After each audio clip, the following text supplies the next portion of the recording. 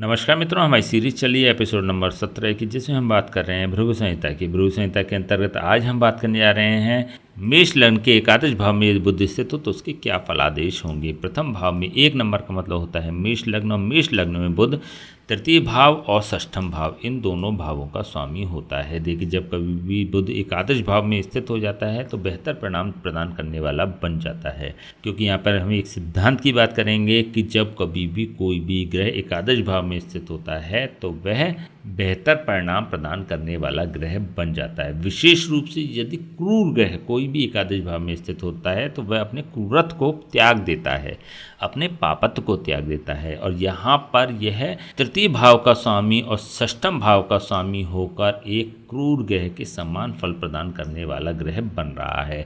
देखिए, जब हमने भावों के सिद्धांत पर आपसे चर्चा करी तो आपको बताया था कि 3, 6 और 11 ये तीनों ही भाव त्रिषडाय भाव होते हैं। कुंडली के ऐसे भाव होते हैं जो मिश्रित फल प्रदान करते हैं, शुभ फल भी प्रदान करते हैं, अशुभ फल भी प्रदान करते हैं। यहाँ पर बुध 2 त्रिषडाय भाव का स्वामी होकर एक तीसरे त्रिषडाय भाव में बैठ रहा है, तो इट मीन्स कि यह तीनों ही त्रिषडाय आपस में संबंध बना रहे हैं। तो यहाँ पर यह विशेष रूप से 2 त्रिषडाय भाव का स्वामी होने के कारण विशेष पापी हो गया, जिसके कारण यह एकादश भाव में स्थित होकर शुभ फल प्रदान करने वाला हो जाएगा, बेहतर परिणाम प्रदान करने वाला ग्रह बन जाएगा। देखिए, यदि हम इसको तृतीय भाव के सापेक्ष देखते हैं तो तृतीय भाव का स्वामी अपने स्थान से नवम स्थान पर स्थित हो रहा है, अपने स्थान से भाग्य स्थान पर स्थित हो रहा है। तृतीय भाव होता है मेहनत का, परिश्रम का, पुरुषार्थ का और पराक्रम का। यदि व्यक्ति मेहनत करेगा, परिश्रम करेगा, पुरुषार्थ करेगा तो उसका भाग्य साथ देगा। और यहाँ पर क्योंकि यह लाभ भाव में स्थित हो रहा है, तृतीय भाव का स्वामी होकर यह लाभ भाव में स्थित हो रहा है, तो मेहनत का लाभ व्यक्ति को अवश्य मिलेगा। लेकिन हाँ, मेहनत करनी पड़ेगी, भाग्य का टोटली भाग्य का साथ नहीं मिलेगा व्यक्ति को। तो तृतीय भाव के सापेक्ष यह बुध शुभ फल प्रदान करने वाला हो रहा है, और यहाँ पर यह अपने समभाव रखने वाले शनि की राशि में भी स्थित है। हमने बात करी थी कि बुध सूर्य को और शुक्र को मित्र भाव से देखता है। चंद्रमा इकलौता ऐसा ग्रह होता है जिसको कि बुध शत्रु भाव से देखता है। बाकी के जितने भी ग्रह हैं उन सभी को ऐसा बुध समभाव से देखता है। तो यहाँ पर समभाव रखने वाले शनि की राशि में स्थित होकर यह तृतीय भाव के सापेक्ष बेहतर परिणाम प्रदान करने वाला बन जाता है। यदि हम छठे भाव के सापेक्ष देखते हैं तो छठे भाव का स्वामी छठे स्थान पर, अपने से छठे स्थान पर और कुंडली के लाभ भाव में स्थित हो रहा है।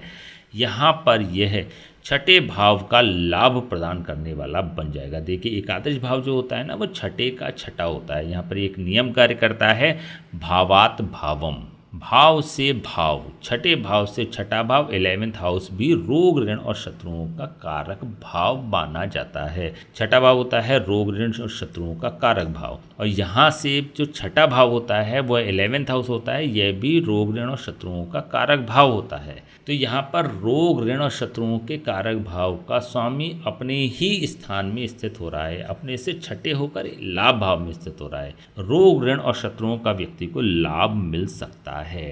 रोग से मतलब मेडिकल फील्ड्स को व्यक्ति क्लिक कर सकता है, मेडिकल फील्ड से व्यक्ति लाभ कमा सकता है। ऋण का मतलब किसी बैंकिंग सेक्टर में इन्वॉल्व होकर उसमें परफॉर्म करके लाभ कमा सकता है। और शत्रुओं का मतलब किसी भी ऐसी फील्ड में जो कि डिफेंस से रिलेटेड हो, उसमें सप्लाई करके, उसमें परफॉर्म करके, उसमें नौकरी करके भी व्यक्ति लाभ कमा सकता है।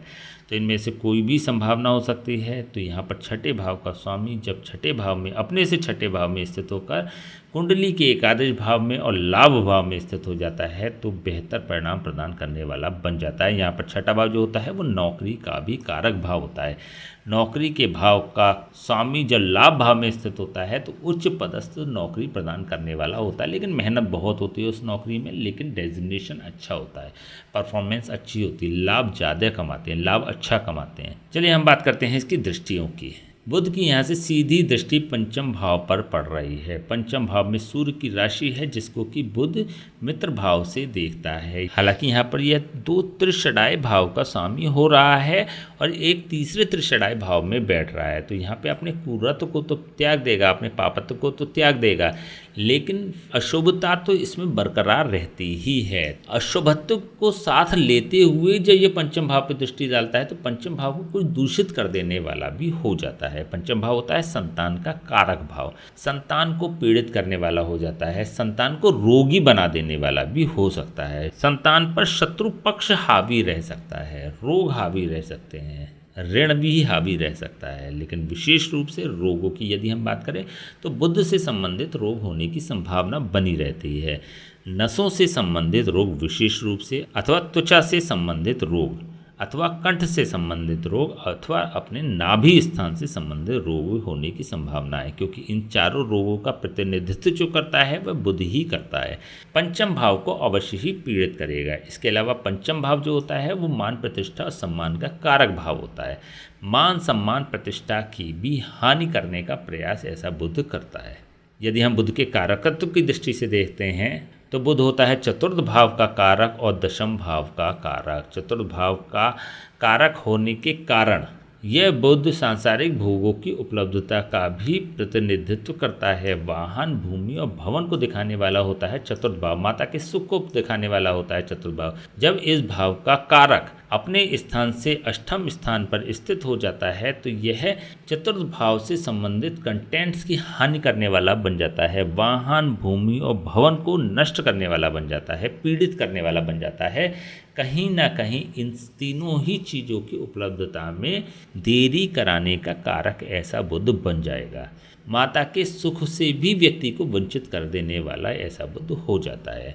यदि हम दशम भाव के सापेक्ष देखते हैं तो दशम भाव का कारक अपने स्थान से द्वितीय स्थान पर स्थित होता है। तो ऐसी स्थिति में यह बुध दशम भाव के सापेक्ष बेहतर परिणाम प्रदान करने वाला बन जाएगा, क्योंकि हमने पहले भी बात करी थी कि कोई भी ग्रह अपने राशि स्थान अथवा अपने कारक स्थान से द्वितीय भाव पे स्थित हो जाता है तो उसके कंटेंट्स को बढ़ाने वाला हो जाता है, उसके कंटेंट्स का लाभ व्यक्ति को प्रदान कर देने वाला होता है। देखिए यहाँ पर द्वितीय भाव जो होता है वो धन संचय का होता है। दशम भाव से द्वितीय भाव पर जब बुध स्थित होता है और लाभ भाव में स्थित हो जाता है तो व्यक्ति एक अच्छा धन लाभ अर्जित करने वाला भी होता है, अपने प्रोफेशन से धन की कमाई करने वाला ऐसा व्यक्ति होता है, अच्छी कमाई करने वाला होता है। तो दशम भाव के सापेक्ष यह बुध बेहतर परिणाम प्रदान करने वाला बन रहा है। बुध की महादशा अंतर्दशा में विशेष रूप से इसके लाभ व्यक्ति को प्राप्त हो जाएंगे। बुध की पूर्ण महादशा होती है 17 साल की, अथवा किसी भी ग्रह की अंतर्दशा में जब बुध आएगा तब भी यह बेहतर परिणाम प्रदान करने वाला बन जाता है। चलिए हम बात करते हैं इसको उपायों की। एकादश भाव में स्थित बुध जब 3 और 6 भाव का स्वामी होता है ना तो वो बहुत ज़्यादा नेगेटिव स्थिति में परफॉर्म कर नहीं पाता, करता नहीं है, क्योंकि एकादश भाव को ये वरदान प्राप्त है कि इसमें कोई भी क्रूर प्रापी गए बैठेगा तो अपने पापत्व को अथवा कुर्रत को त्याग देने वाला होता है। तो यहाँ पर भी यह जो स्थिति है वो एक आइडियल स्थिति है। इसके अलावा यदि पंचम भाव के सापेक्ष देखते हैं तो यह बुध कुछ नेगेटिव फल प्रदान कर देने वाला हो रहा है। तो ऐसे में बुधवार से शुरू करके 43 डेज लगातार गाय को पालक खिलाया करें, अथवा बुध से संबंधित दान भी आप कर सकते हैं। दान में 8 वर्ष से कम उम्र की बच्चियों को आप हरी ड्रेस गिफ्ट में दे सकते हैं। यदि आप ऐसा करते हैं तो बुध आपके लिए अच्छा परफॉर्म करने वाला ग्रह बन जाता है। ठीक है, तो चलिए आज हम बात करें मेष लग्न के एकादश भाव में यदि बुध स्थित हो तो उसके क्या फलादेश होंगे। नेक्स्ट वीडियो हम बात करेंगे मेष लग्न के द्वादश भाव में यदि बुध स्थित हो तो उसके क्या फलादेश होंगे। तब तक के लिए हमें आज्ञा दीजिए। नमस्कार।